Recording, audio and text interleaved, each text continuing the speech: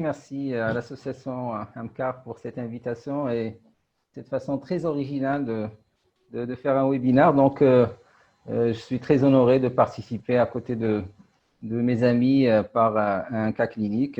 Il y a eu beaucoup de congénitales cette soirée, donc c'est un autre cas qui s'apparente un peu à la congénitale, mais c'est une communication acquise dans le cadre d'un anévrisme, d'un infarctus du myocarde.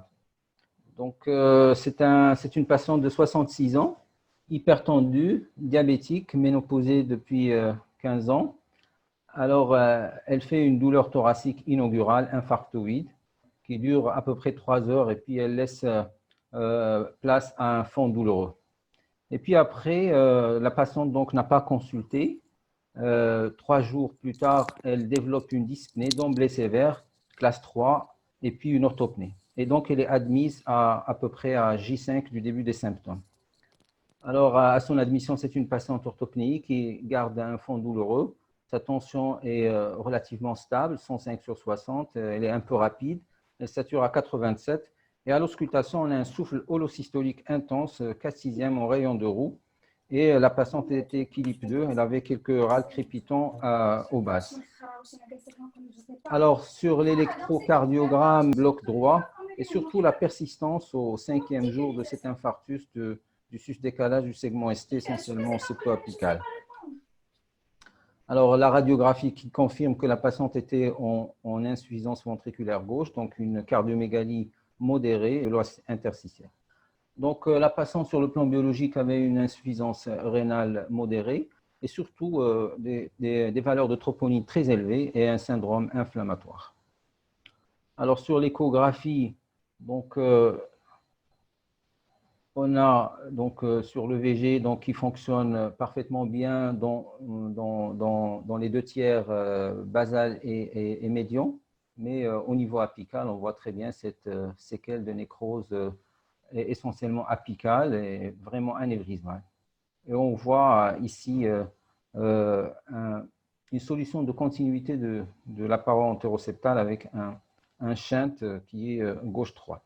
Donc, qui confirme la communication interventriculaire, ici mesurée à 12 mm. Alors qu'en apical, on retrouve cette image de dyskinésie et d'anévrismale avec la CIV. Alors, la CIV ici, elle paraît un petit peu partiellement colmatée par les trabéculations du ventricule droit. Alors, il s'agit d'un shunt gauche-droit qui est très important. Et ici, nous l'avons mesuré à 7 mm et donc nous avons retenu surtout le diamètre le plus large.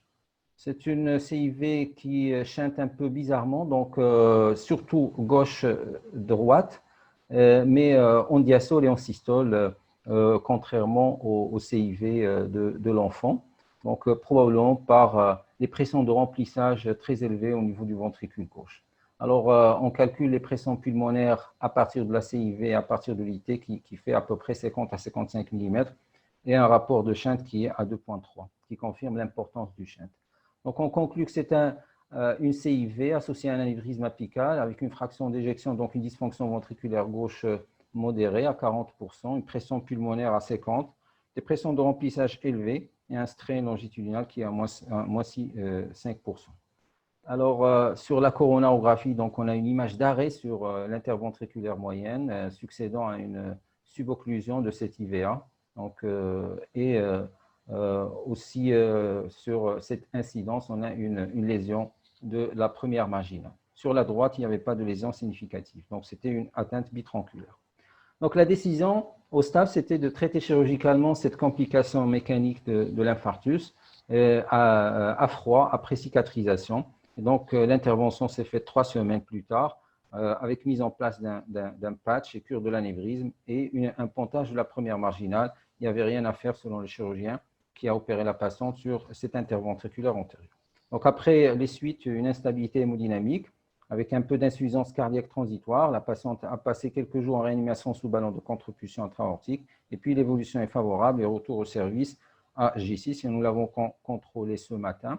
Donc, elle garde un petit shunt résiduel qui est décrit dans la littérature dans ce genre de réparations qui sont difficiles, surtout en localisation apicale.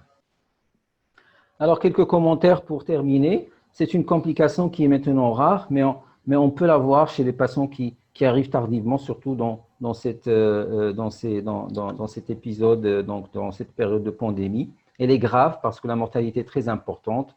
Le délai de survenue, c'est entre 2 à 8 jours, mais on peut avoir des complications très précoces. Alors, c'est surtout l'âge avancé, le sexe masculin qui sont les facteurs le sexe féminin qui sont les facteurs de risque retrouvés dans la littérature, l'hypertension artérielle, insuffisance rénale et surtout la présentation tardive et la localisation antérieure.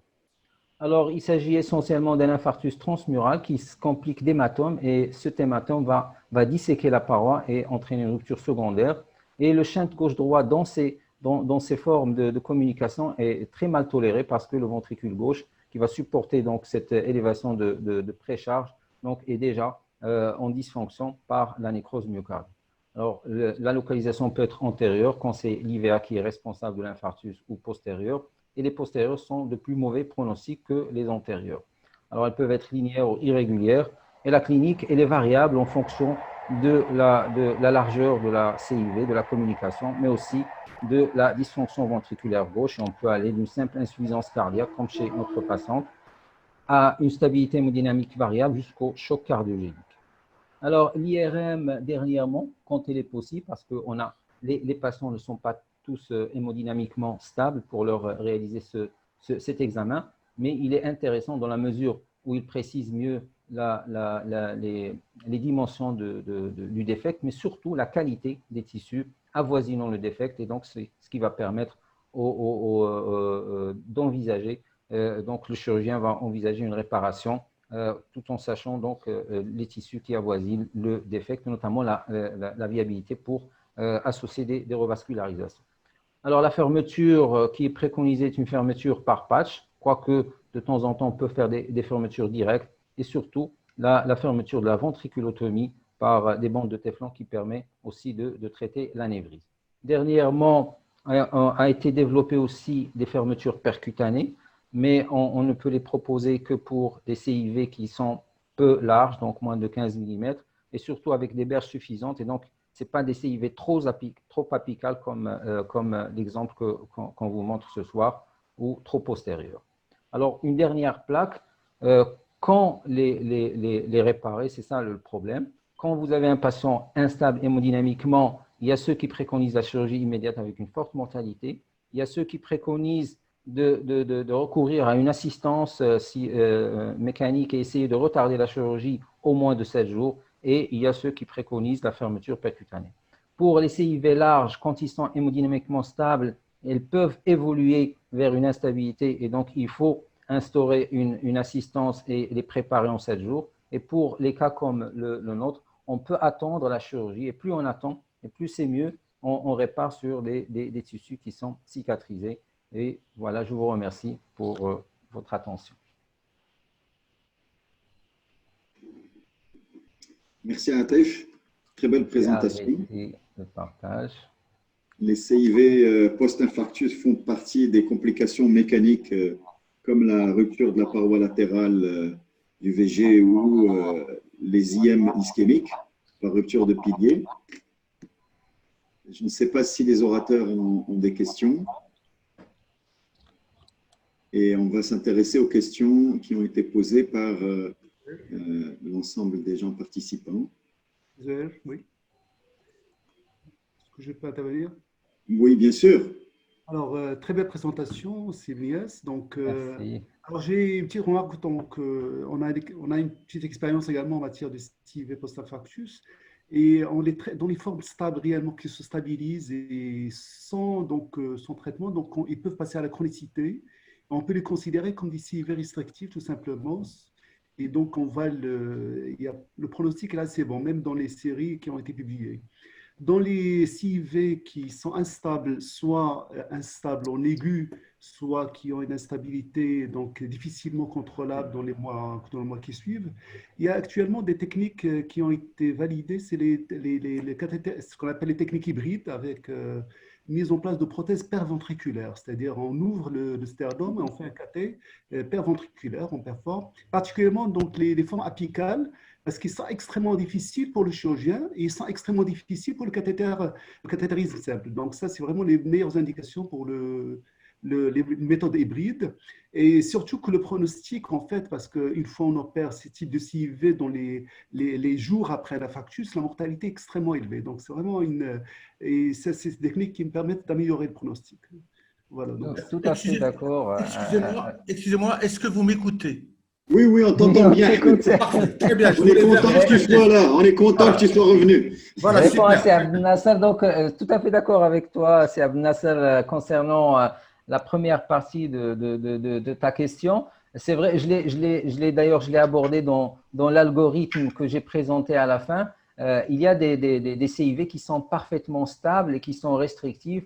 On peut envisager un traitement conservateur, mais là, le cas de notre CIV, quand même, 12 mm avec un QP sur QS à 2,3, de l'HTAP, de l'insuffisance ventriculaire. Donc, quand même, on devait intervenir chez cette patiente et réduire un peu ce shunt chez cette patiente.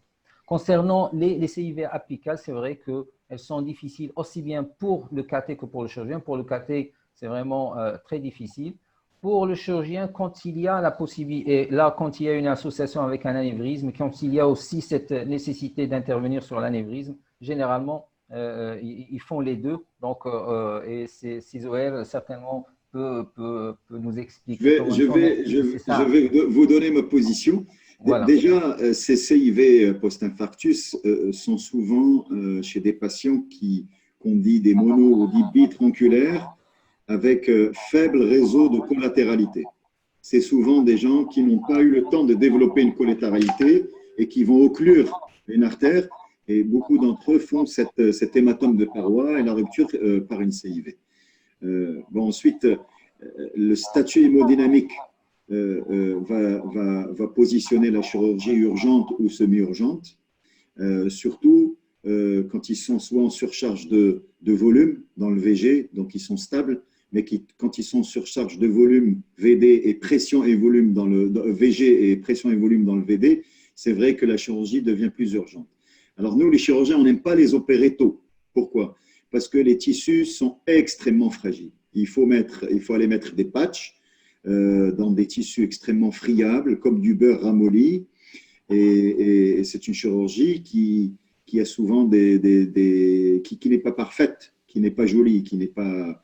donc, on préfère les retarder 7 jours, 8 jours, s'ils tolèrent hémodynamiquement, en s'aidant de l'ECMO, de ballons de contre-pulsion pour baisser les résistances, de vasodilatateurs périphériques, pour essayer d'avoir un remodelage de la CIV, d'un semblant d'endothélisation qui nous permettent d'avoir des tissus plus solides pour pouvoir impacter les patchs par différentes techniques. Maintenant, les apicales, je ne suis pas d'accord avec vous, elles sont plus faciles à opérer que les basales, parce que les basales, souvent, impliquent le pilier de la mitrale et s'accompagnent d'insuffisance mitrale importante. Et les apicales sont très accessibles, d'autant plus quand il y a un anévrisme de la paroi antérieure et de la pointe. Donc, c'est encore plus facile parce que non seulement on fait le remodelage de l'anévrisme par la technique de Dor et on ferme ses CIV, mais la technique hybride qu'a proposée Abdel Nasser est très intéressante. Pourquoi? Parce qu'il s'agit de mettre des emplats à cœur battant sous CEC éventuellement, sous contrôle ETO, en épicardique. Et, on n'est pas dans le cadre de la fermeture de CIV par des techniques de stenting, d'emplats en épicardique, parce qu'on est loin de la valve aortique. Et là, l'impaction des stents, des emplats, vraiment peut régler le problème. J'ai vu faire ça 2 fois. C'est très intéressant. Il faudrait que ces techniques soient développées chez nous. Voilà. Donc, ce qu'il faut retenir, c'est que les chirurgiens n'aiment pas opérer les CIV tôt, sauf s'ils ont la main liée. Voilà. Moi, je retiens qu'ils ont sauvé quand même une patiente à haut risque chirurgical. Bien sûr. Et Bien voilà, sûr, bien excellent. sûr, bien Donc, sûr, c'est très bien. bravo. On avance. Ahmed Bennis. Merci. Merci. Vous m'écoutez maintenant?